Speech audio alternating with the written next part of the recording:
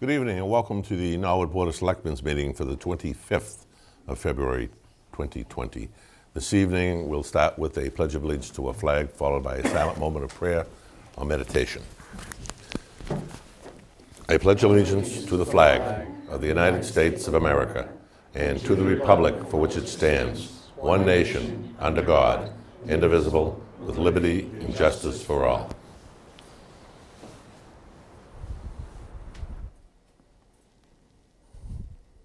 Thank you, and please be seated.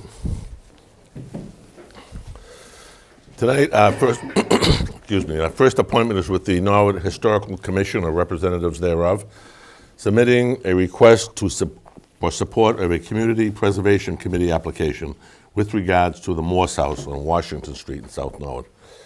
If you'd like to step up.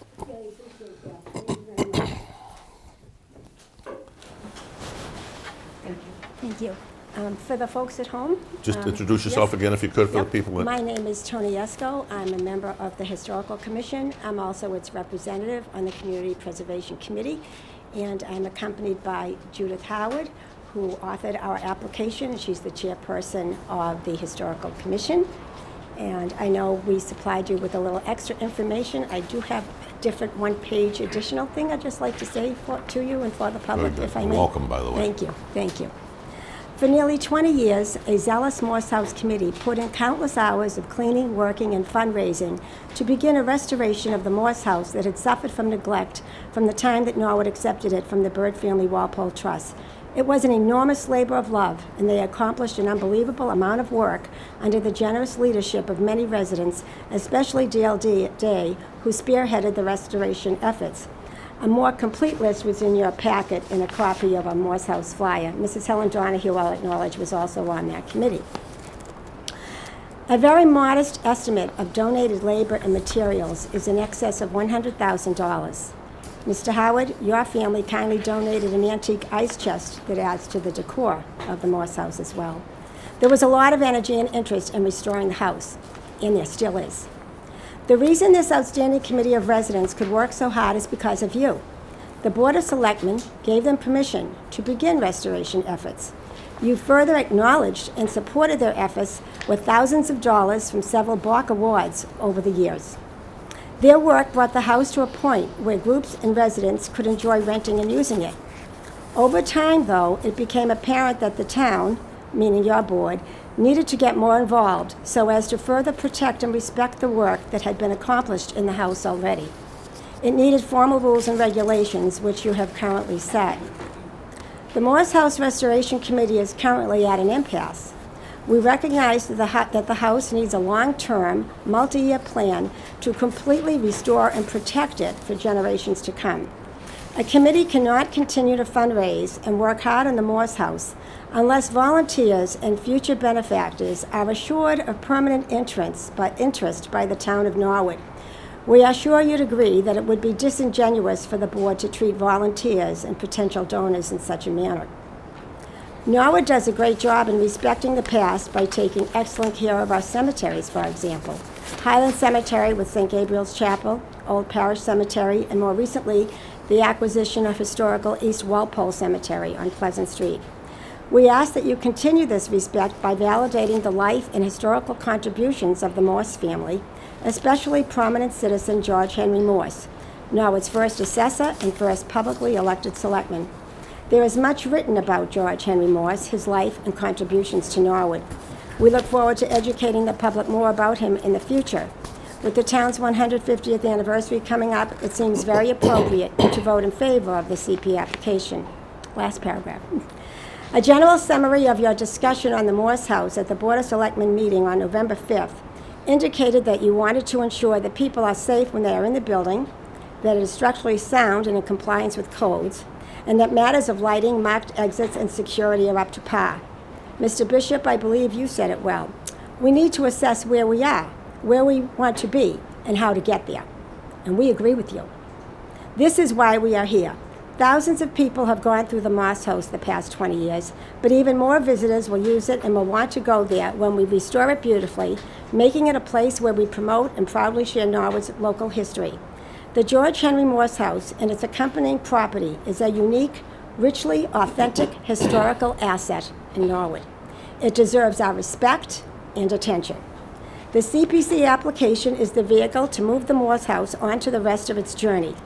The application is everything you asked for at the November 5th Board of Selectmen meeting and more. We seek your affirmative action vote this evening. Thank you. Thank you. And what you're here for this evening is to get permission from the Board of Selectmen to go forth to the Community Preservation Committee Right. and ask for that $50,000. Right. As I said in a previous packet, it will still be discussed at a meeting. It will still go through a public hearing format where residents can say, yes, no, we like the idea, we don't like the idea. And ultimately, we'll still have to go to town meeting for support. Correct. But our job tonight is To let that part of the process go forward, because respectfully, you have always owned it. It's just that more recently, you have taken more physical control of it through the rules and regs. Because as I say, over the last nearly 20 years, volunteer efforts have been extremely fruitful, but they know that the long-term plan to keep it in good shape, and it needs to be in better shape, as I've mentioned in previous packets, it's not set up for the 21st century. It needs better wiring. It really should be hardwired for fire. It needs internet. It should have there's just so many, insulation. It needs inspection and assessment from a professional person with historical background. it's $50,000 just for the people at home so they understand. It's just for an intensive study of the needs. It's an intensive Going assessment and a long-term master plan, and that's important. It might take 10 years to bring that house to where we want it to be, and a master plan is the guiding tool. Thank you. Questions from the board, Mr. Plasko? Thank you. We delayed this for 2 weeks at my request Right. to have council check the deed, because the action at town meeting, the vote at town meeting differed from the article at town meeting pretty substantially. And while the article itself didn't make any sense to me, talking about Conservation Commission, and we all know that piece of property, it's hard to imagine why that would have been. But anyhow, the long and the short of it is, and I'm sure you're aware of it, but the people at home, that came back clear, just purchased generally for general town purposes, so there isn't an issue there.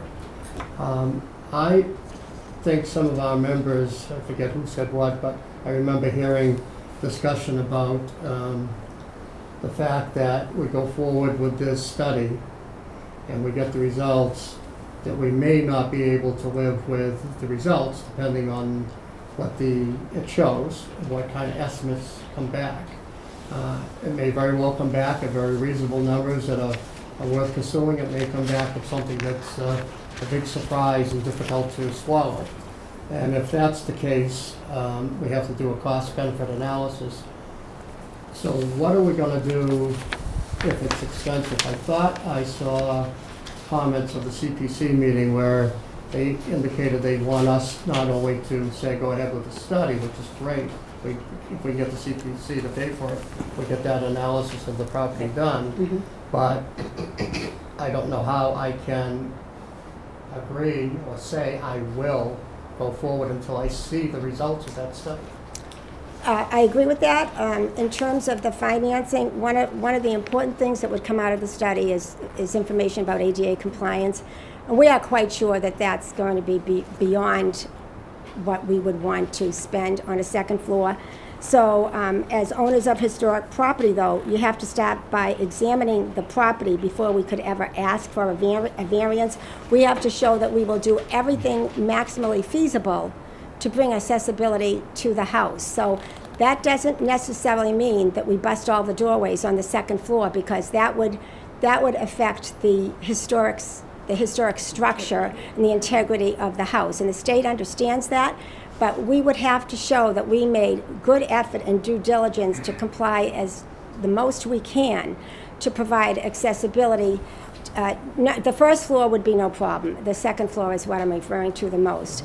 And from what I have read, if we do our homework correctly and bring as many historical artifacts either to the first floor, or if we once or twice a year bring artifacts from the second floor to the first floor so that they are accessible, and or provide a digital medium where we give a nice 3D virtual tour of the second floor, and put it on a screen downstairs, in addition to maybe an annual display of things that we can bring from the second floor.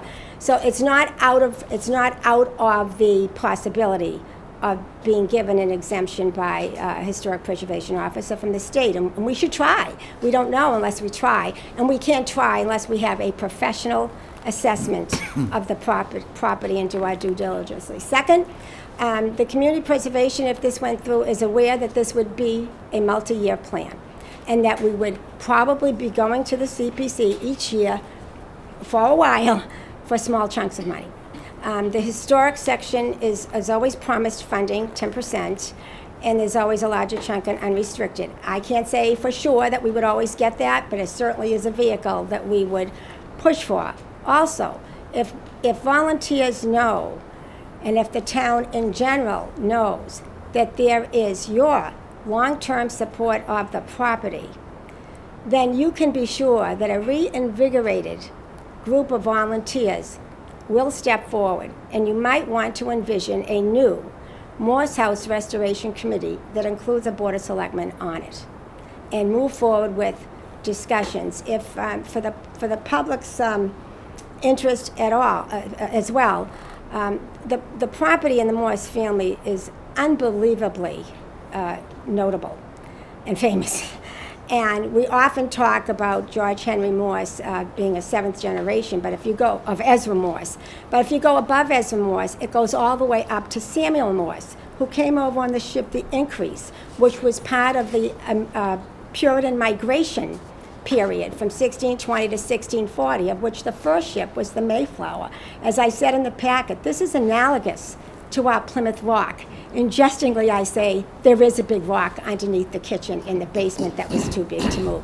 This property is as authentic as it gets, with Ezra Morse's sawmill having been there, part of his house still there, built in the 1600s. There are towns that would fight to have such an authentic historical asset in their town, and it's sitting there, and it's our fault that it's not shining as a beacon. And I would hope that with the 150th anniversary coming, we want to highlight the prominence and the incredible information that is available on George Henry Morse that I did not put in your packet because it's too voluminous. And he's one of yours, and he should be right there behind you on the board. He served this town in multiple capacities for decades. He just didn't do one term. For decades. He's an ancestor of Selma Morse, who's a founder of Medfield. And Ezra, he was part of South Dedham. Henry Morse built his house there because he built it before Norwood was incorporated, but he was in the know, and he knew it was going to be part of Norwood, and he wanted to be a part of that, and was the town's first assessor. So how you could turn your eyes as a Board of Selectmen on the town of Norwood to the George Henry Morse house would be beyond our understanding. George Henry Morse lived in that house? Yes, he did. Yes, he definitely did. And he and his wife are buried in the old parish cemetery. Athene Atkins Morse, she died in, she's an old parish, and so is George Henry Morse, for that matter. I mean, these people were integral to the very beginnings of Norwood. It doesn't get any better than this. It really doesn't. Okay, I don't want to interrupt you, but Yep, I'm done. we want to try to move on as quickly as we can. Third time you're out. This is the third time I I'm know here. Mr. Hajai has a question. Right, so ever since I started working closer with the South Norwood group and other individuals, it just wasn't confined to the South Norwood group. There were many individuals that were in attendance. And the number of volunteers that have showed over the years has been absolutely amazing in trying to care for this facility and its long-term needs. I just want to separate the two issues because I think we're getting ahead of ourselves. There's a simple request that we undertake an assessment of the building, and you're asking for a letter of support from this board to address to the CPA saying that we support it for $50,000. We can deal with the report itself after we get it to determine the long-term plan. I don't want to say, I don't want to disagree with you, but I am in this sense. I think what you're talking long-term plan and what we may talk long-term plan are two different things. That might be. You're talking about if this were to go forward, how you would fund it over a period of time. I think this board, when it talked last November, as we were debating the rules, talked about long-term plan, what do we want to use it for? I think that's a little bit of a difference. Right. So I don't want to get ahead of ourselves. If the board can just really rely on that, we're just talking about, I think Chairman Bishop said it correctly, you're here just to request a support letter for $50,000. I wouldn't try to go too much beyond that because this board's going to differ with you probably on its effects. So I'd like to move that we submit a letter of support to the CPA for the Historical Commission's request for $50,000 for an assessment of the Morse House. Second. I have a motion and a second. On the motion? On the motion, sir. Thank you. I just, first of all, I do appreciate the monograph, Mrs. Esco. That's good work. A couple of things. So we do have a sort of a budget here, too, for subsequent work. There's $54,000 architect's engineering fee. That's not what we're talking about here, though. The $50,000 we're talking about is separate from that. Correct. So this budget for work proposed, which is basically restoration work, windows and doors and carpentry, nothing about the oven, I don't think, is here. No. So this is This is preliminary. this is $240,000 to just sort of make it a little more livable, really. But it doesn't go very deep into what you're thinking of doing with the properties. Am I right on that? No, the assessment and the master plan would be much more definitive, much Right. more detailed. Okay, all right. All right, thank you, Mr. And Chairman. again, this Thank is you, from sir. community preservation fund, so the public was clear. Correct. It's not operating It's not a budget question of the do we town. have the money, it's a question of the money's there. Can we access it, or you access it? Right.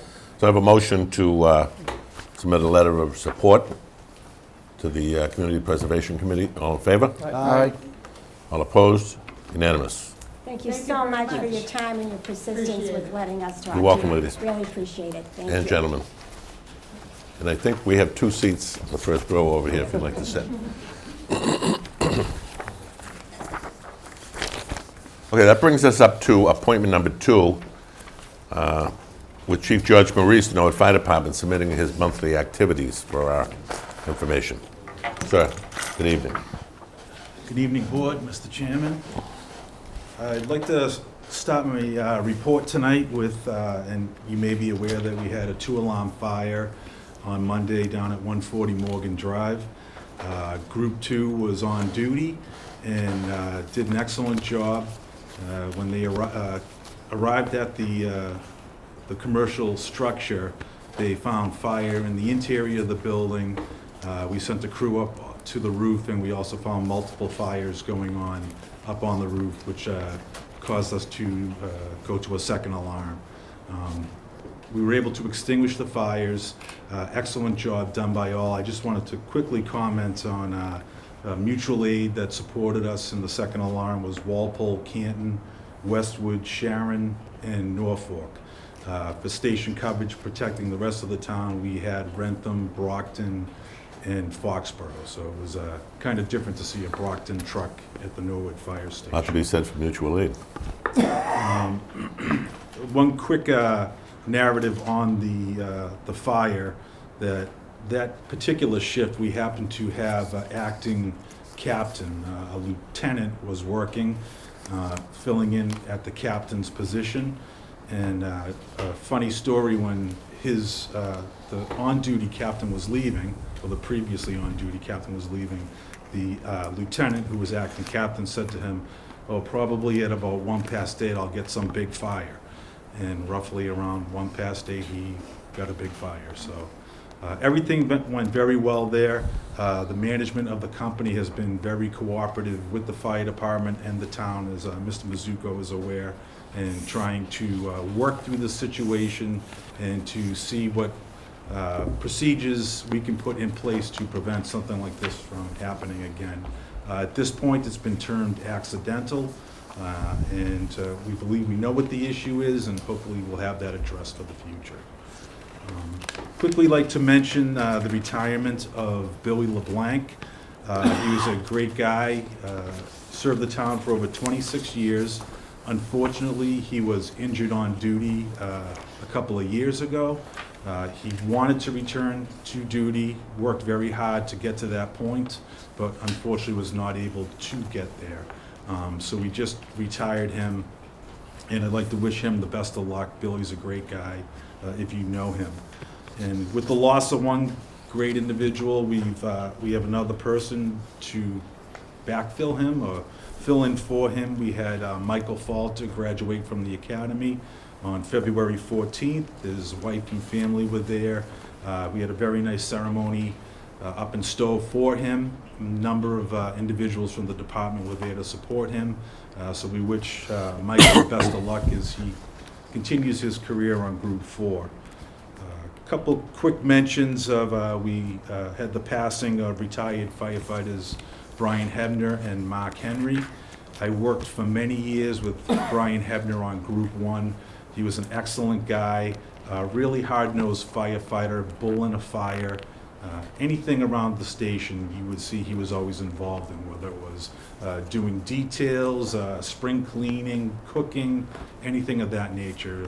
Brian was just an excellent guy, someone that I looked up to. And Mark Henry, I do not work with Mark. I've worked with his son Eric, who carries on his legacy. But everything that I've heard about Mark, other than the times that I have met him, he was a very, very well-respected individual around town.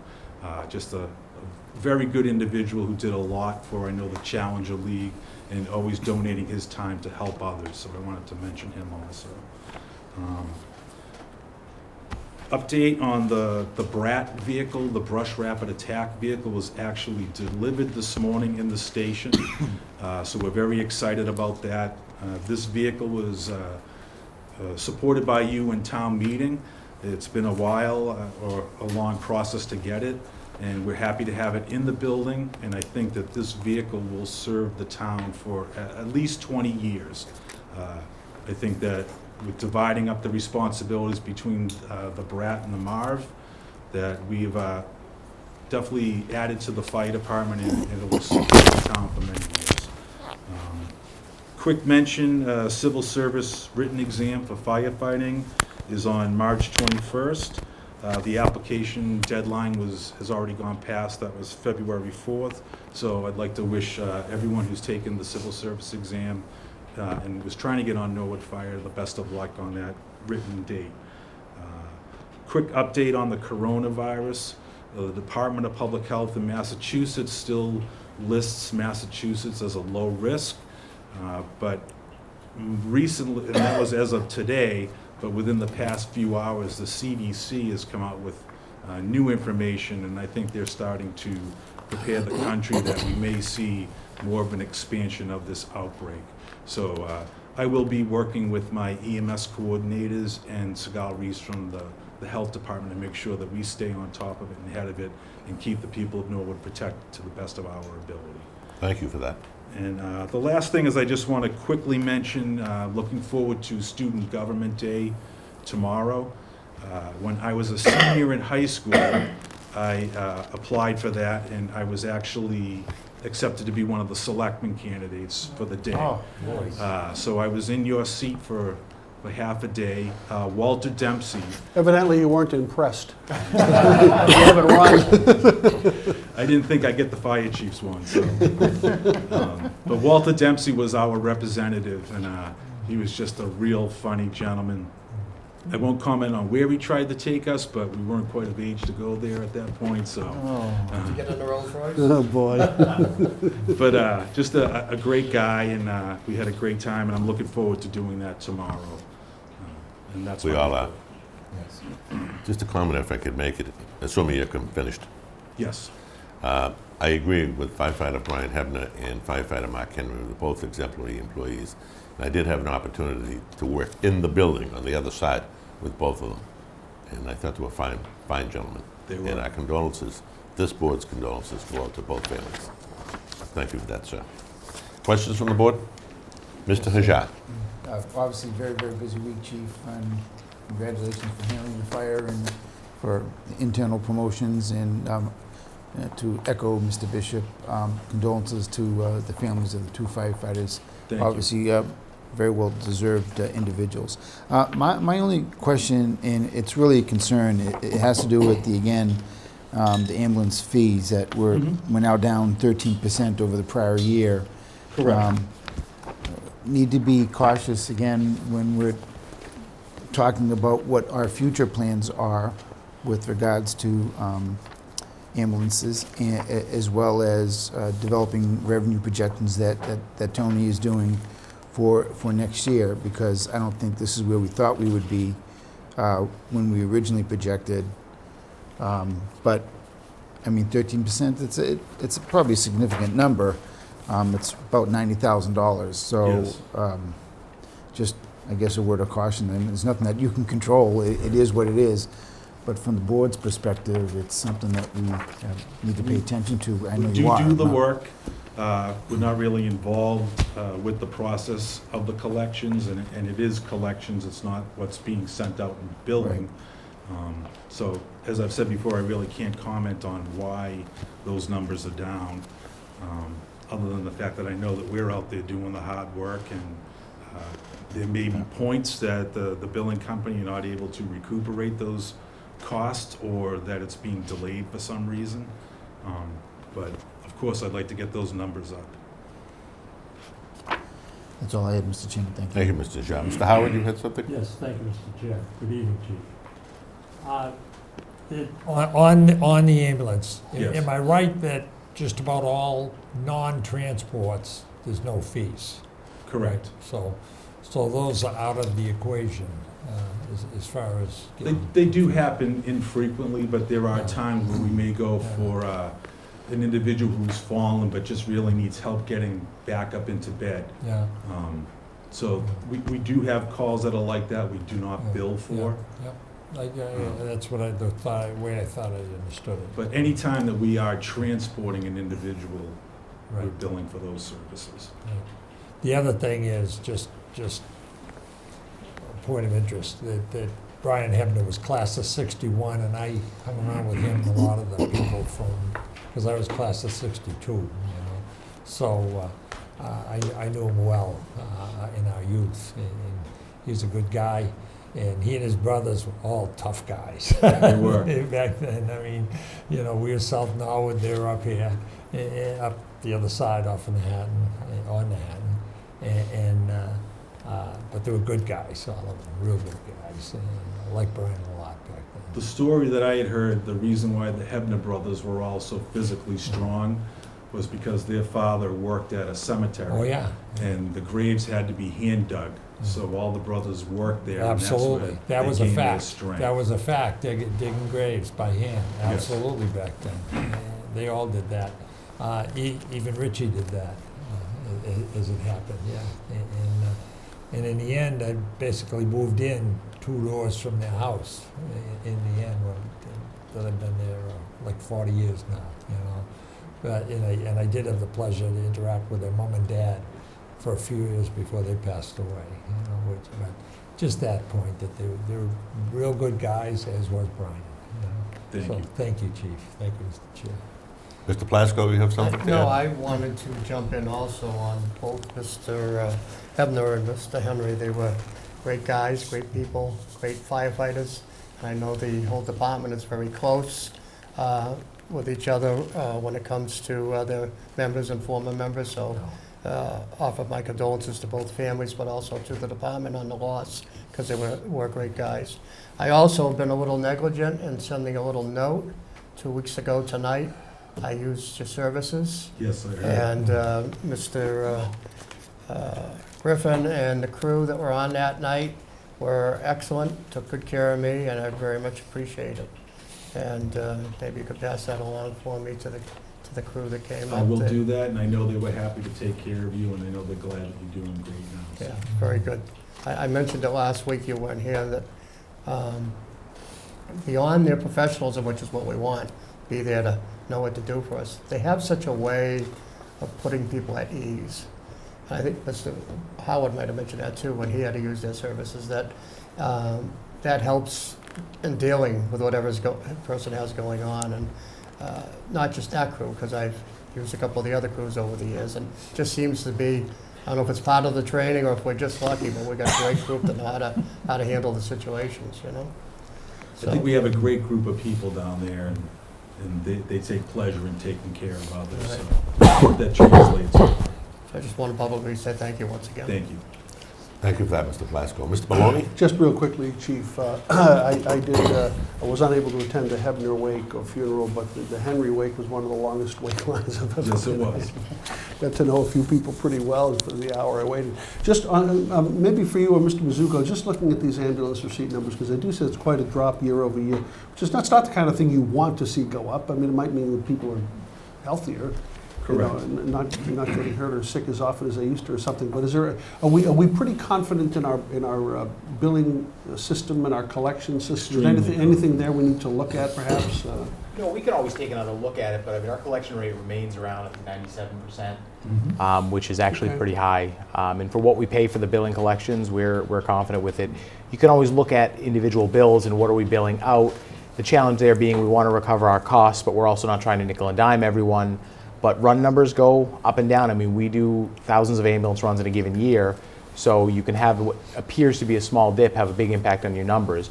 You can also have an ambulance run that generates $500 in revenue, one that might generate $3,500 in revenue. So you could be doing the same number of runs. If you're shifting what a particular issue the run is handling is, the revenue based on that can change quite a bit. And you're right, if runs are down, it doesn't mean we're not answering calls necessarily unless we had a staffing issue.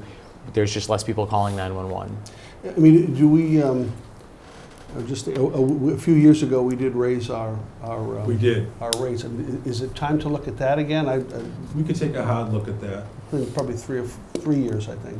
We can take a look, as the chief said. One of the challenges is that the Medicare reimbursement or the Mass Health reimbursement, there's only so much we can get. Yeah. So we might be able to raise rates on the private health insurance carriers and see what we can generate from revenue there, but it depends on what mix of the call volume that they are. So we may say, well, we want to charge X, $700 for something, but we only actually get reimbursed $400. We could say we want to charge $1,800 for it. We're only getting that $400 reimbursement. Yeah, understood. I noticed, by the way, the run rate on the overtime recall budget and the substitution budgets are pretty good at this point in time, up through January 31st. So keep up the good work. Thank you, Chief. Thank you, Mr. Thank you. Chairman. Thank you, Mr. Maloney. Just to Follow up, with Mr. what, Rajan. Mr. Maloney, talked about is maybe there's other data we should look at, not that we want to just throw a bunch of numbers on a sheet, but we're getting the dollars. Maybe we should also be looking at the runs just so that we're not always questioning why are we down, if we know that we're getting less runs. That probably answers half the question of why are we down, because I agree. So But I maybe think that's to your just point, another- that you talked about that a couple meetings ago, where for the year, we were down 200 runs Okay. from the previous year.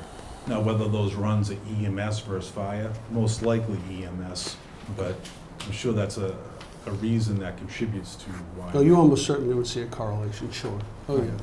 I mean, at $750 a run, if those are 200 ambulance runs, that's $150,000, just ballparking it. That's Anything good else to know. from the Thank you. board? No. Chief, thank you for your very informative report this month.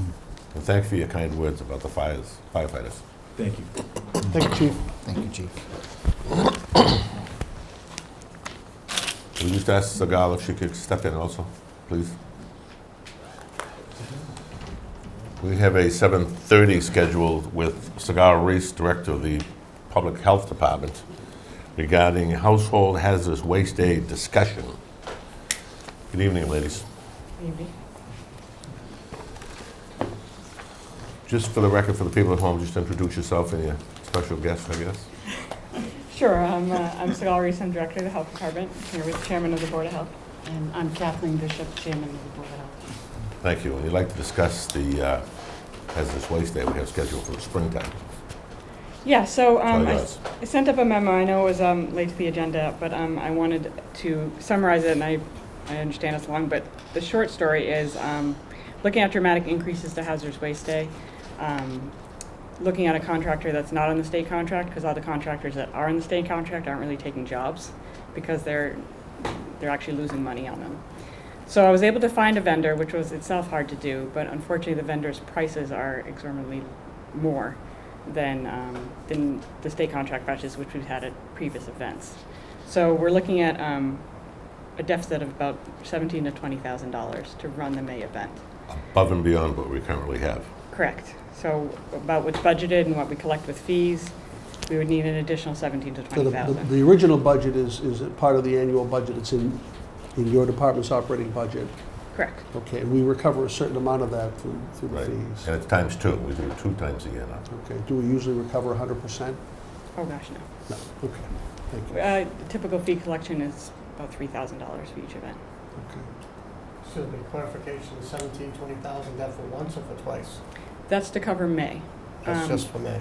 Yeah, with September, there'll be a new state contract and it'll come out in July. Talking to all the vendors, they're saying there will be increases in what they're bidding. When they bid for the state contract, they said increases around 20 to 30%. Not, I mean, this was a 50% increase. This is huge and unexpected, unfortunately, and I think that's why we're in this position. So recommendations? Well, I kind of laid out 3 options. I think option 1, which I think with what the Board of Health and our department sort of talked about, was really deferring to September. We do offer the service twice a year, which is a very generous service to our residents. Nobody wants to cut a service, of course, but we will still be able to have the September event. So I think that, might be the best option. Option number 2 is obviously to find the money. We don't have that amount in any other accounts within the health department. It's pretty much our biggest line item is hazardous waste day. And then option 3 is to look for another date. The issue with that is I can't guarantee I'm going to find a cheaper vendor on that date. Finding a vendor that could even do the May event was difficult in itself. So I've made some phone calls to all the 4 companies that are on the state contract that would be bound by those costs, by those prices, the lower prices. It's hard to get a phone call back, email, calling. Both me and my administrative assistant in the department, we both work to contact them, and it just to get an answer back is difficult. And the larger companies like Clean Harbors are running less crews, so they might, they used to at a time just be able to add crews because they were making a profit on it, but now they only run 2 crews. So when they max out, and they don't take any more talent. I'm not surprised any of this is happening because of the situations with China and recycling and so on and so on and so on. We have it 2 times a year. When I first came here, we had it once a year. And we collectively fought to have it happen 2 times a year. And you and I both know those lines go from the landfill all the way into Westwood consistently, almost all morning long. And it runs roughly from 8 o'clock until 11 o'clock, or until such time as the vehicles out back, the storage vehicles taking the properties, are totally full and can't take any more. With that said, I was thinking maybe if we did wait till the fall, that would give us an opportunity to, between now and maybe town meeting time, to think of something that maybe we could increase our budget in that capacity, so that in the fall, in the 2021 budget, you would have more money. At least that gives us some time. Right now, we don't have much of a choice because we can't afford $17,000 to $20,000 for one day additional. Yeah. We also thought that with the deferral of the May collection, if we defer it off to September, it may give us a chance to look at other vendors that might have opportunity and less amount, but also extending the September time. Right now, we do it 8 to 11. Maybe if we extended it from 8 a.m. to 1 p.m., which has been a problem in the past anyways, because people think that the landfill is open on those Saturdays until 1 o'clock, so they think hazardous waste is till 1 o'clock. So we could consider that too, making it 8 a.m. to 1 p.m. We'll have to start looking for more volunteers because that length of time, we'll wipe out the people that currently do it for us, but we have till September to do that. One of the things I see with that, and I'll get you in 1 minute, one of the things I see with that is we bought a large storage vehicle. Say, for instance, they're taking all the electronics. Once that truck is full, if it's 9 o'clock in the morning, they're done, correct? No, we've had overflow before, and we pile it up on the side and then come back on Monday and pick it up. Okay, But- that would be fine. That And would be we fine. pay per pound on that. So, there might be increases if we go for a longer time, and I always say when we added the second day, what I expected is more taking the cost we had for 1 day and dividing it by 2, and instead it just doubled the cost, which is a great service. And I do want to stress the importance of removing hazardous waste from the homes to avoid accident, and as a health Very hazard, important. we want to get it out. We would do a big informational push out to the community, obviously about the date, but also about that there are private venues where people can get rid of the waste. If there's a move out or some emergency reason why they have to get rid of it, there are other ways to get rid of it at a cost. Mr. Howard, you had a question? Thank you, Mr. Chair. Just a question that really hasn't been said, as far as I know. Is this increase due to their cost going up to dispose of these things for the contractors? Is That's what they're telling me. That's what they're saying. Also, even just finding a place, I mean, the company that we've used for the past two or three events trucks it all the way down to New Jersey. And I think just finding a place to dispose of these things is getting more and more difficult. Sure. Good point. Very good point. I personally do support going just to the fall, if that's the case, if it gone up that much. That would seem a logical thing to do. All set? Thank you, Mr. Chair. Your best advice here is to go down to the one, do it in September, maybe lengthen the hours and just forego the upcoming planned spring event. We don't want to go like to the Finance Commission and look for a reserve fund transfer or something. Well, that was sort of what I was asking the board. Yeah. But it's really sort of a policy decision. Where does the board want to go? We could find the money to make it happen, but this service that we offer is costing us a lot more than it has in the past, and any way we shake it down, even waiting until September, we're going to have to go find $20,000 in next year's budget, and we already know it's going to be a tight budget, so are we looking at where we want to go with the service? We can make it work any way you want, it's just the cost is going through the roof. Well, I'd probably like the idea of going down to the one event, where it probably makes the most We sense. also don't even know what the vendors are gonna charge us for Yeah. September. They haven't, that'll be all the new state rates that won't even come out till July. Okay, thank you, Mr. Chairman. Mr. Shah, I sir? was gonna say, I support your recommendation. I also support the lengthening of the hours for that single day. I'm sure you're gonna get a big group on September, knowing that people might just hang on from May and keep it in their garage for a few months and then say, now I really have to get rid of it. But there are other places that have stuff like days like this that don't limit it to just the community. So people can look elsewhere. I personally don't think we should be paying that extra money. But when you book these dates, Segal, do you book both of them at the same time, or is it one now and then you develop the calendar for the spring and you try to find the date, or? It depends. For hazardous waste, they usually only book one at a time. I was able to get our electronics recycler, which was the other big issue with our budget increase in hazardous waste, because that has also seen increases, able to get them to commit to 2 at a time at a certain price range. But they know their forecasting, and they like to only commit to one event at a time. They won't commit to a fiscal or a calendar year. Okay. Thank you, Mr. Chairman. Thank you. Anything else, the board? So you're requesting that we support your, Yeah, I think a group decision with with both boards to look at going down to just the September event. And, okay, anybody want to make a motion for that effect? Make a motion that we support the Board of Health in going to one hazardous waste day in the fall. Second. I have a motion and a second before I get to that on that motion. I think this is something the public really wants. You know, we've had some long days there. First one in the spring and the one in the fall. And they really want this. And people want to get the chemicals out of their house, the Roundup and the old paint and varnishes and so on and so on. They have young children in the house, grandchildren and so on and so on. It's very important for them to get rid of it. But if we cut it back too far for too long, it's going to end up in every dumpster in town, or on the curb or somewhere else, and that's what we don't want to do. So I will support also the one day this year, but I really don't want to lose focus in trying to have it 2 days a year. If we can do that maybe a year from now and get back on our track again. So I have a motion to support and a second. All in favor? Aye. Opposed? Unanimous. Thank you, ladies. Madam Chair.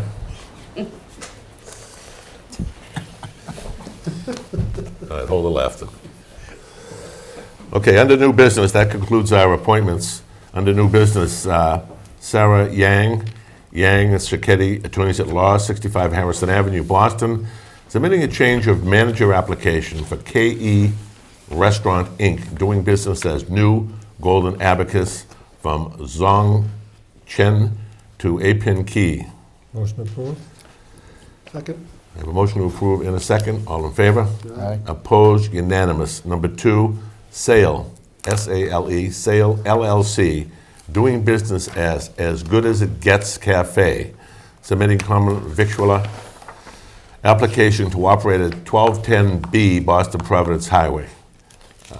That has been inspected by the building inspector, and he has signed off on it. The tax collector has signed off on it. The light department has signed off on it. The only thing, the Board of Health has signed off on it contingent upon final approval of the sanitation inspection, which I believe is scheduled for sometime next week. Questions from the board? Motion to approve? I have a motion to approve. Second? On the motion. On the motion, sir? Can we make it conditional or pending approval by the Board of Health? Because It is. Sure, but they What all is? are. So by definition. Even if we give them the common victuals license, they can't open if they don't have. the They can't permit open from until the Board such of time Health. as the So it's kind of sanitation. automatically conditioned. The sanitarian will make a final inspection and cover all aspects of the health codes. And it's expected to be sometime next week. So I have a motion and a second to approve. All in favor? Aye. Opposed? Unanimous. That brings us to Anne Marie Langen, St. Catherine's School, which is number 3, submitting an application for one-day malt beverage wine license for Saturday, May 16th, 2020, from 5 p.m. until 7 p.m. at St. Catherine's. Motion to approve? I have a motion to approve. Do I have a second? Second? on the motion? On the motion, sir. Just a question that on what's on the application itself. We ask a question, copy of service, training certificate attached, yes or no? Which it's not I'm presuming it's not a requirement, right? So what's the purpose of asking the question? And you're referring to yes or no? Where Where? it says, copy of a service, training certificate attached, if it's not a requirement, then whether they have it or don't have it, what, isn't it meaningless to the board? I don't believe they have a training certificate. This is just a school function. They don't have any professional people they're serving. No, the best of my I know that. I knowledge. wasn't questioning this particular one, I'm just questioning overall. We're asking the question, but it's not a requirement. So what is the purpose of asking the question? I Mr. think, Plasko? well, just quickly playing devil's advocate because of the question coming up, I suppose it could be, most of the time would have no inference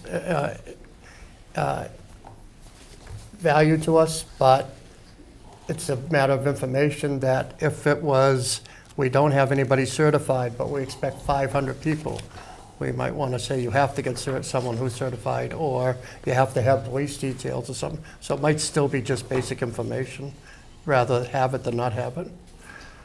I understand what you're saying if it's Yeah. not a requirement, but And it's is still that the s- information.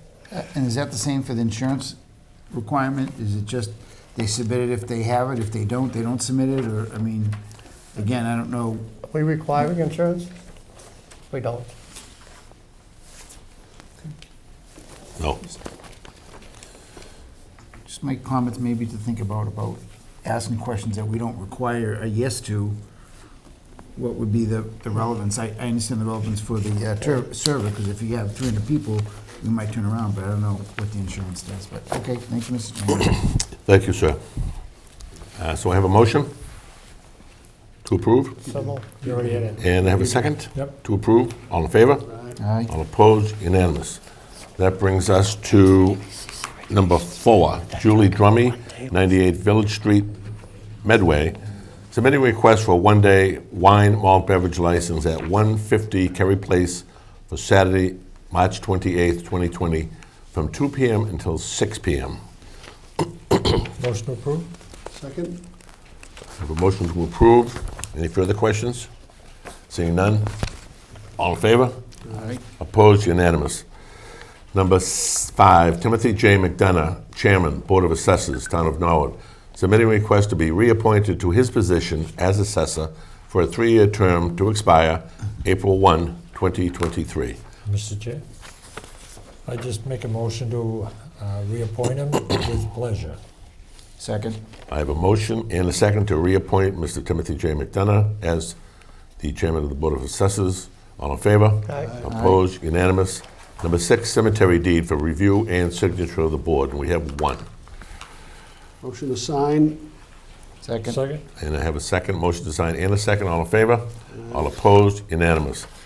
Tax exemption for discussion, number 7. Mr. Chairman? Sir. I asked that to be put on our agenda. Back in July of 2019, I brought forward the issue of considering adding a few clauses under Chapter 59, Section 5 of Mass General Laws that allow exemptions for different classes of elderly and others, surviving spouses and minor children and so forth.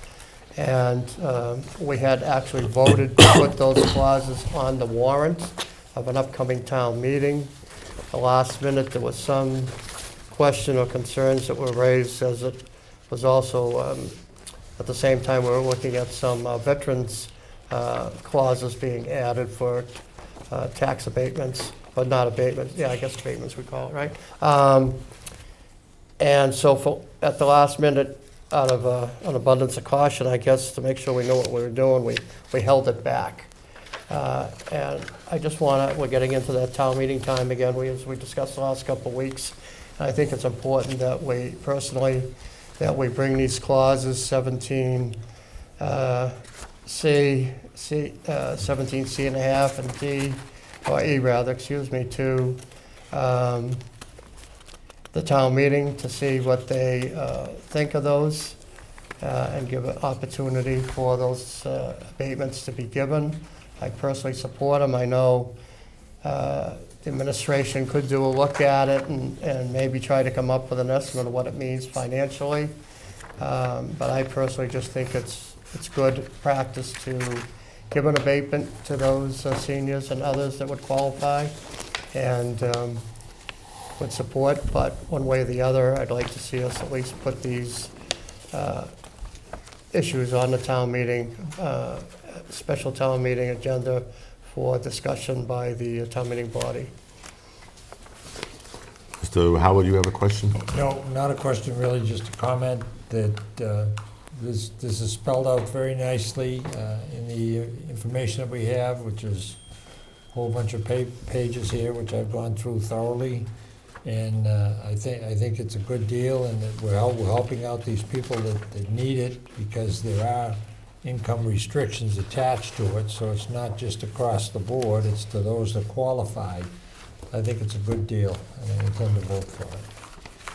So to just move it along, further discussion or up or down, so we can keep going and make a motion, Mr. Chairman, to add to a special town meeting questions, articles to adopt clause 17C and a half, 17D, and 17E. Like I say, we have time between now and town meeting to get information on that and decide a position, whether we support or not, but at least get them before town meeting, so town meeting can support once we give them that information. I'll second it on the motion. On the motion, sir. Just it's fine, Mr. Plasko. One of the things we'll have to do is some sort of financial analysis as to what the impact of the budget would be, correct? Sure, if I could, Mr. Chairman. Sure. One of the reasons we took a pause last year was there's a variety of options out there for senior and veterans exemptions. Some are reimbursed by the state and some are not. Some end up getting tied to CPI, and then the increase thereof is not reimbursable by the state. We were concerned that the cost could be upwards of $100,000, and we weren't sure whether or not the overlay could cover that.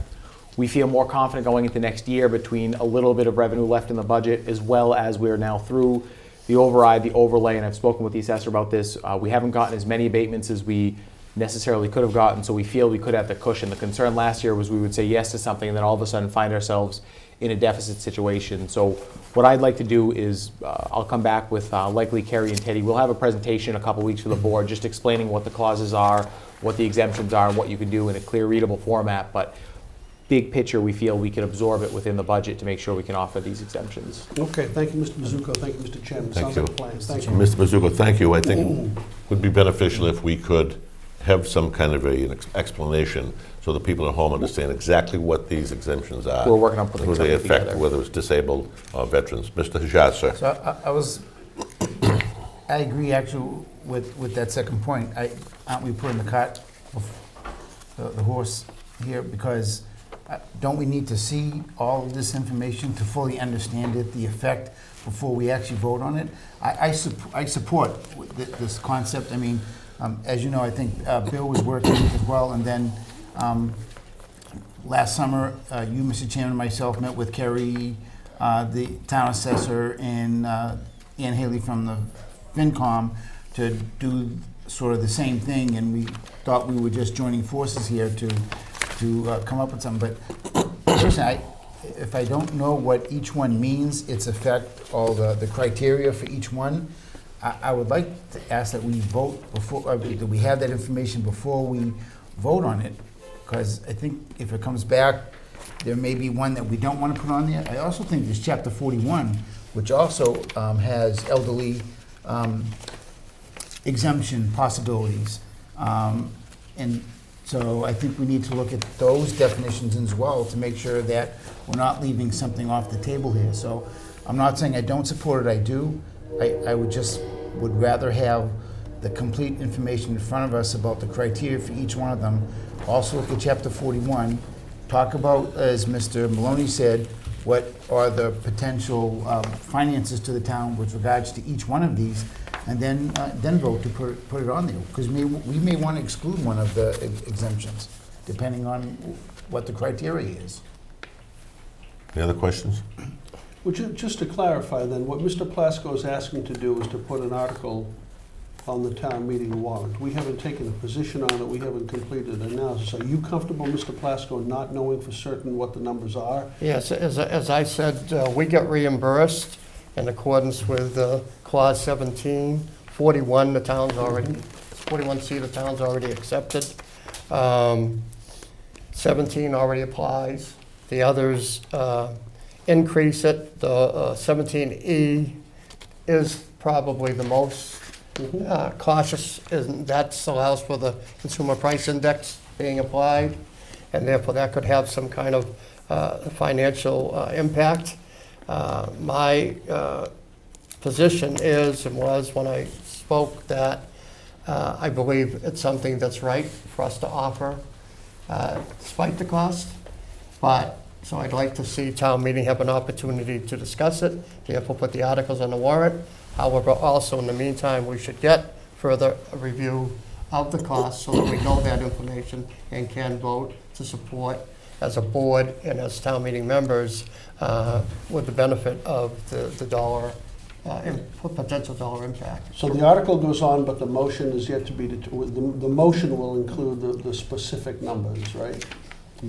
Well, the motion wouldn't include the There's no specific numbers numbers. in the motion. What my When it gets to town interpretation of the board is, Uh, you want to make position. sure on the warrant is the option for town meeting to decide on different abatements that are out there for Okay, elderly I see. disabled. That's what we're working towards. We will separately get you the information to make your decision. Town meeting may not care. Remember, as the legislative body, you may say, gee, we think this is too expensive. They may tell you to go pound sand, that they don't care and they want to pay for it. They're the ones who make that appropriation. Right. The staff will bring you the information in detail to make your recommendation. I believe Mr. Plasko was saying he believes the town meeting should have a vote up or down on these items. And prior to town meeting, we'll make sure we have the full analysis. We actually concluded most of it last year. Our pause was our exposure could be upwards of $100,000. If the override did not pass, and if we went forward with these and the override did not pass, we were making a lot of cuts to the budget. We would have then had to go make additional cuts to accommodate this in the override. It was just not a wise idea to try to do both of those at the same time. We're past that now. We feel we can absorb it within the overlay. We should go forward with it. So the staff will come in, and what we want to bring you is a clarified understanding of them. All the information is actually there in statute, but you've got to sit there and read through pages of state statute. So we'll bring you a clarified understanding of what's there and the full cost analysis. Last year, where we had done the work, is we put the pause on because we said, wait a minute, Right. this is We didn't know where we challenging. stood financially. Correct. Okay, thank you We very feel much. more confident this year. I personally think there was a lot of information in this packet that was given to us, enough so that I'm satisfied to put it forth to the town meeting warrant. But again, I would like to see in the next few weeks a presentation so that people at home can understand what we have in front of us. We'll boil it down to what we have and what we're looking to do and sort of give a layman's version of it. Mr. Jacques? Well, I'm probably in the minority in this, because I like to have all that information before I actually vote. I'm still, at the end of the day, I do agree with that town meeting, and I would support it. I just think that we're putting the cart before the horse by not understanding the numbers. Just because we say well, we believe we can absorb it, it's probably not more than $100,000. I still think a clarification of the criteria for each one of them that we're talking about needs to be better understood. And number two, you know, Chapter 41, we've only adopted one of several of them. So those may be in play too, or at least should be considered along with the 17s, because they affect the elderly.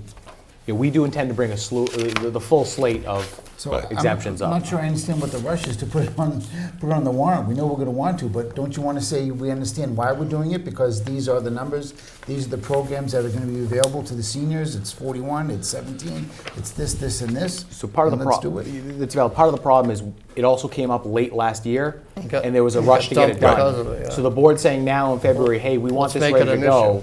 issue, The board's telling the staff, let's go and get that done. We're deciding to prepare now. Otherwise, it's, well, we're waiting, and then we don't want to make We won't be decisions ready. in April.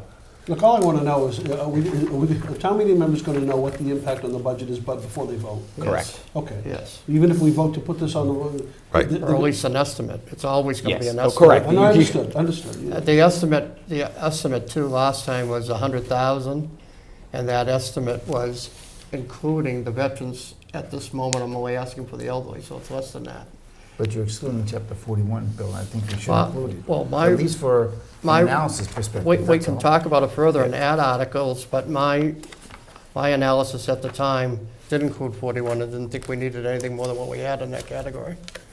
So, You know, if I could interject too, a lot of these things involve surviving spouses. A lot of them are elderly. They have just Social Security at best to get through. I think if anything comes out of this, we owe it to those people in town to get them as much as we can possibly within the letter of the law to help them survive. We put them in a position with this override. Many people took it in stride, don't have a problem, but there are people out there scratching their head every day trying to find out how they're going to put food on the table, how they're going to pay their rent, and so on and so on. And I am in support of this particular thing that we have in front of us tonight. You made a motion to, yeah, and did I have a second on that? Yes. So I have a motion and a second to move this forward to a town meeting process, put it on the warrant going forth. Yep. All in favor? Aye. Opposed? Unanimous.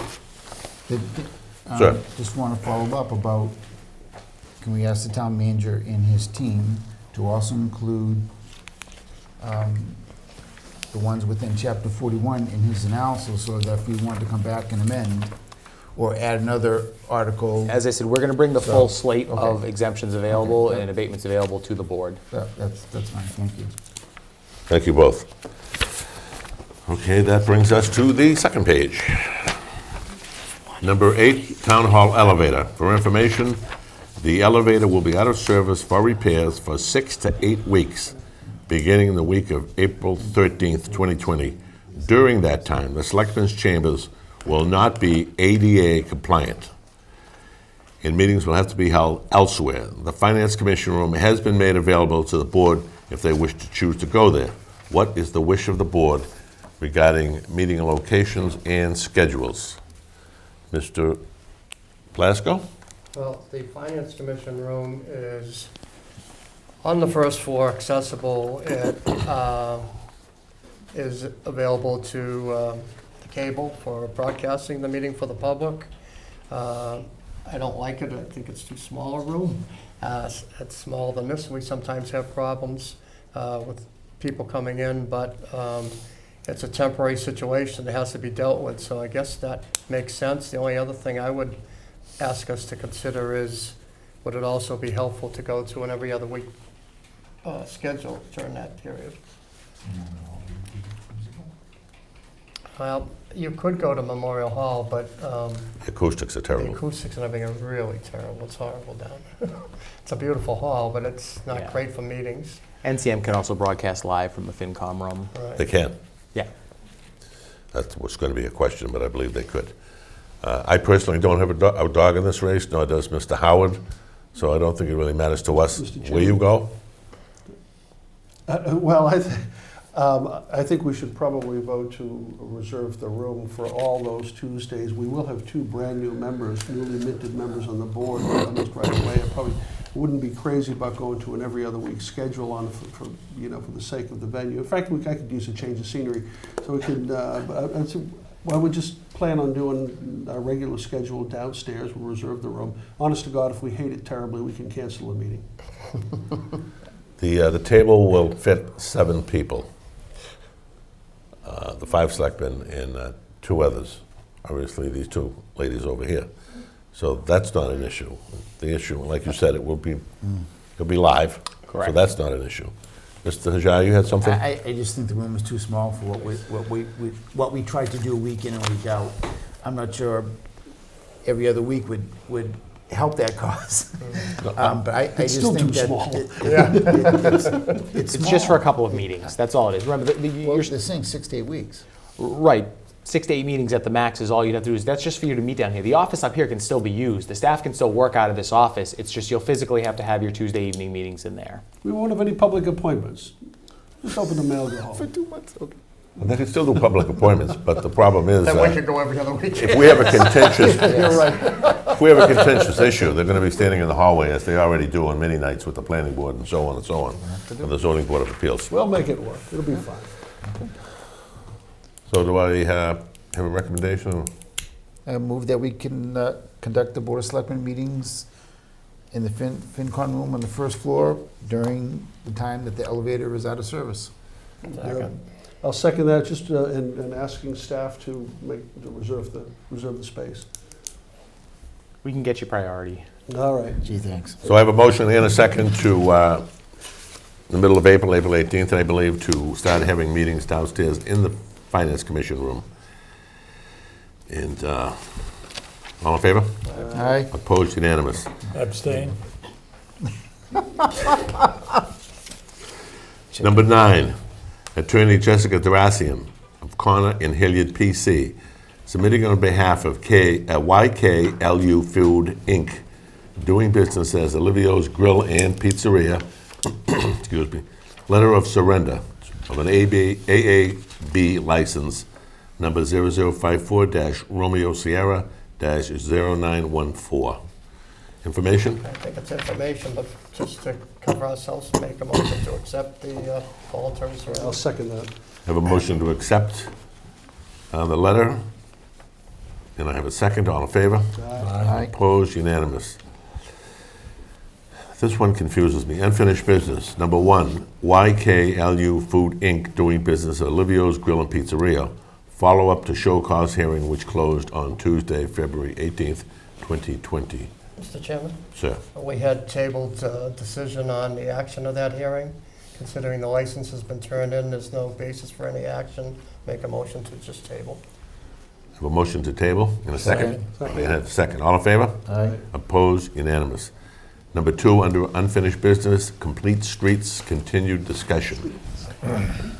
Thank you, Mr. Chairman. The board has an updated Complete Streets Program Project Prioritization Plan. And you also have a small little summary sheet I just gave you that lists the changes that were made. This was after each board member got us a summary of what projects they wanted changed, removed, added, deleted, moved up or moved down. I met with Chairman Bishop. We went through the list and sort of built a consensus and have made those changes to the list. None of the other projects have changed if they're not on the list that we gave you, so we didn't go in and edit any of the projects or the costs. We just made the deletions that the board generally recommended, as well as moving a couple projects up and down in priority.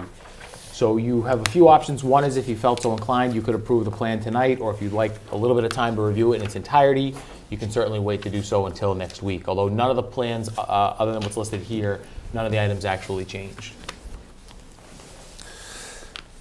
Mr. Any Chairman? questions to the board? Mr. Maloney? Thank you, Mr. Chair. Mr. Mizuko, so what we have here now, as I recall from our conversation, we can submit a request for one project a year, is that right? Correct. Okay, so all of these projects then, I know they have dates that go out about 5 years, desired construction start date, but they could take us 30 years or, Sure.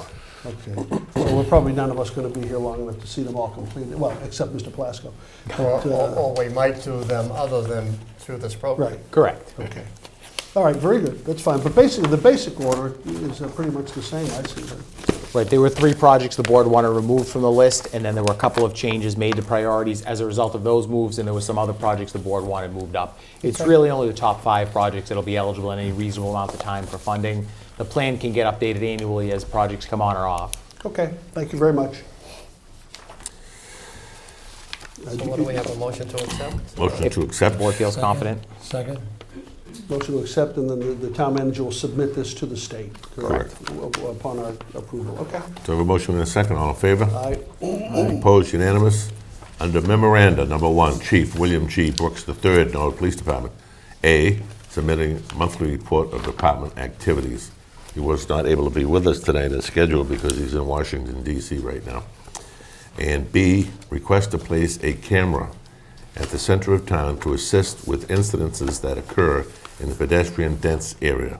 The camera will not be used for traffic enforcement and has been offered to the Norwood Police Department to try at no cost.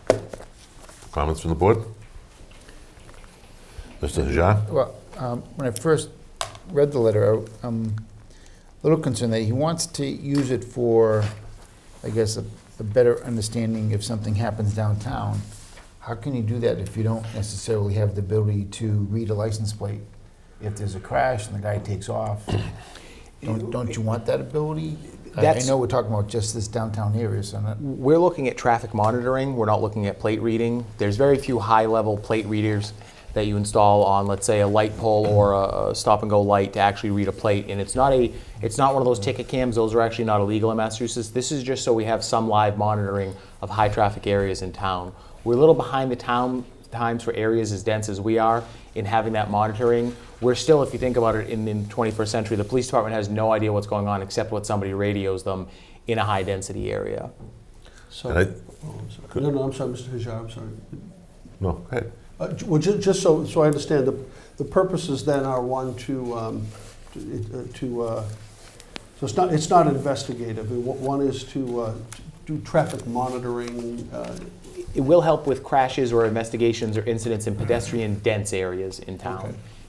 In theory, we'd have a great setup where we'd have a network of them throughout the town. We're looking at experimenting with one in dense areas. As you know, some of the areas where we've had pedestrian accidents, the reconstruction is challenging because the reconstruction is simply what does somebody think happened, or you're asking for somebody who's involved in the accident to let you know. So some of those pedestrian dense areas, we'd like to have some ability to have some monitoring. Thank you. And if I can, Downtown. talk about, Mr. Hajar brought something up many months ago. There had been 2 pedestrian accidents in the area of St. Catharines, one on the Hat Street and one on Washington Street. That would assist us in a situation like that. Correct. And what we're really looking at here is we have the option for the next couple of months for a company to come in and test a camera. We wanted to make sure the board was aware of it. We wanted to make sure the public was aware of it, that we're being transparent. It's not a drug cam. It's not a ticket cam or a red light or a stop camera. We also want to do that sort of quality or that test of concept. We want to try it out for a few months and see if we get any value of it. There may then come a proposal that, hey, we find this valuable, we think it will be, we may want to invest in a system. We may find that we test it for 90 or 120 days and we say, you know, we just didn't get anything out of it, nothing seemed to happen, it didn't help us close any investigations, it gave us no information. Well, you just made the point of the question I was going to ask. Isn't this just a prelude to saying we need a system and we need cameras all over the place? And where is this one camera going to be placed? Because if it's not placed in the correct location, you're not going to get anything out of it. Correct. We may be able to move it a few times during the testing period based on whether or not we feel we're getting any value of it. Could a proposal come forward? Sure. The chief has mentioned to me many times over the last few years that he'd like to have some sort of camera for monitoring in the pedestrian dense areas. It's an expensive system if we were to look at doing something like that and building a system out like that. So we want to test it before we come forward and say, we think this is a good investment. It gives us a chance to test at no cost. At least one camera. We test it for a few months. Maybe we go with one, and then over time we see if we get any value out of it. Again, underline no cost.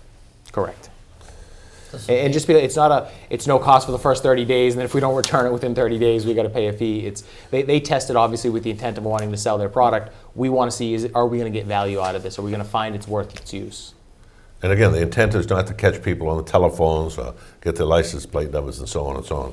It's strictly for pedestrian dense areas to kind of get a handle on why we have what's those happening accidents. in that specific area. Correct. Good thing Mr. Lyons isn't still sitting here. He's not. You would object to the big brother. Oh, element, right? absolutely. Yeah, I can imagine. That's why I'm asking the question, too. So we had 2 options here. Number 1, the monthly report. Can I get a motion to accept that Move as to- stated? Move to file. Have a second? Second? Have a motion to accept the monthly report. Motion and a second, all in favor? Aye. Opposed, unanimous. And number B is the question of the camera in the uptown area somewhere. Do we want to accept that? Motion approved? A motion to approve, Second? and I have a second. Excuse me, does that totally become ours? No. So what do you mean? So it's not a 44.3 donation, it's a. Oh, no, a temporary- it's just, a temporary it's study just a that test. they're- We really want to make sure the board was aware of it and knowledgeable of what we were testing. We want to be open and transparent. There's nothing that we're Exactly, the attempting word to is hide here. transparency. Let people know what's going on, and there's no foolishness If going we on. like it, we end up having to pay for it. We don't get to keep it, so. Okay, I have a motion and a second to accept the trial period on the camera in the uptown area. All in favor? Aye. Opposed, unanimous. You opposed? What did you do? Yes? Bill opposed, 4-1. 4-1. No. Bill opposed. On behalf of my friend. You're on a sentimental journey there, Bill. All right, under memoranda, number 2, James L. Hughes, 3 Minahan Lane, submitting a copy of a letter to Chief Brooks expressing appreciation for the outstanding efforts made by the Norwood Police Department in support of the United States Marine Corps' Toys for Tots program. Information? So moved. Second. I have a motion for information. All in favor? Aye. Opposed, unanimous. Great letter, That Mr. Chairman. brings us to the manager's update. Mr. Manager. Thank you, Mr. Chairman. Just a couple of items. Number one, the Bruins Pajama Drive is still ongoing until March 15th, so you can bring new unused pajamas for children ages 0, so that's infant, all the way up to 18. There are some older kids who benefit from the program. If you have kids in the school system, you can drop them off at any school in town, including St. Catherine's. You can also drop pajamas off at any building that the town owns, so that's the library, the town hall, the light department facility, the DPW, any town building will be more than happy to take pajamas. Collections are going great, and we want to beat last year's number of, I think we had 2,500 pairs. The light department will be having an open house this Saturday with a ribbon cutting at 8:30 and then tours from 9 to noon. That's open to the entire public. We encourage everyone to come down, take a look at the new light department facility, and get a tour of the building. We're very happy with the facility. It's already showing benefits, but that again is 8:30 for a ribbon cutting this Saturday, and then 9 to noon open house, open to the public. Bring your friends and family. Early voting is currently going on. Any senior, so that is any person 60 or older, or anyone with a disability, if you need a ride to the polls for early voting, contact the Senior Center at 781-762-1201. So again, any senior center, if you want to get to the polls for early voting, just contact the Senior Center. And speaking of the Senior Center, I attended one of the dances that the Friends of the Council on Aging put on last Friday. They had over 80 people attend at that one. It's a great event. They've been doing them roughly once a month for almost 20 years now. So I'd encourage you to stop by if you get a chance. And with that, I'd be happy to answer any questions the board has. Anything from the board? Mr. Chair? Seeing nothing? Thank you, sir. Mr. Jad, do you have something this evening? Just a couple of items. First one, you can block your ears, it's about the beacon. Just want to. Oh, you read the beacon. All right. That just for edification for the public, the governor submitted his budget to the legislature. It does include 2.8% increase in general government aid, which is good. An even bigger good is Chapter 70 money was increased by 5.9%, and based on a new formula that applied to Norwood last year, that is significant and could be significant. And with special ed, the governor budget added 17.4 million to the fund, which is good. That's a 5% increase. So those are good things for areas in which we had prioritized. So Right, not to interrupt you, but again, Chapter 70 is basically schools. yes, right. So people do ask about Chapter 90, but that's a bond bill. It's not really part of the budget, so that will come a little bit later. Just as a reminder about, for those interested in the rec department dodgeball tournament, it's for 5 youths in grades 6 through 12. They are a team, and there'll be 1 or 2 adults from the community put with that team. So you can just deal with the rec department on that, but it's a really good opportunity. Last year was the first year. It was a great time. So you can put your team together and submit it, and you will have a wonderful day supporting Impact Norwood, but more importantly, having a great day with your friends. Thank you, Mr. Chairman. Thank you, Mr. Jad. Mr. Plasko. Thank you. Just a matter of personal privilege, if I might. This Thursday, I'll be celebrating my 50th wedding anniversary, and I'd like to acknowledge my wife's patience in putting up with me and all these years, and for the great job she's done raising 6 children and being the grandmother and supporter of 16 grandchildren. I've been involved in this town for about 40 of those 50 years in one fashion or another, and her support and patience, as I say, has been greatly appreciated. And I just want to thank her very much for everything she's done on my behalf. And I love you very much. Thank you. Thank you, Mr. Glasgow. Mr. Howard? Thank you, Mr. Chair. Tomorrow is a very exciting day as far as I'm concerned, in that we have Student Government Day in the Town Hall, where we'll have 40 or 50 students from Norwood High that will show us just what great quality our students are in Norwood. And I've done it 8 years, this will be 9, and as far as on the Board of Selectmen, I did it on the FinCom before then, and it just really excites me a lot because the students have so much to offer, they really do. And I just thank all parties connected that put this together for us. It's really a lot of fun to participate in this. Thank you, Mr. Chair. Thank you, Mr. Howard. Mr. Maloney, sir. Just a couple of things, Mr. Chairman. We had a general meeting for people interested in working on the town's 150th birthday celebration this past Sunday at 2 o'clock at the Police and Fire Station. The room was packed, probably 55 people or more. And I do want to, first of all, I want to thank Mr. Mizuko, Mr. Cooper, Cindy Cady, and Tony. Anybody else? You did a great job in getting these 2 great big cakes with the town seal. And what was left over, one was given to the police department, one was given to the fire department. That was a very good idea. And we had coffee, and so it was a great time. But you did, I really want to thank you. And is there anyone else you want to thank for helping? Bernie, Sharon, and Cindy really put it together. Bernie and Sharon. Okay, great. Thank you. And Cindy Cady was there, and she was a great help too. She was a great help. This is just the beginning of it. By the way, our little working group called The Collective is planning to meet again and get things going. We'll need the help of my colleagues on the Board of Selectmen as we go. It's going to be a great time, our sesquicentennial.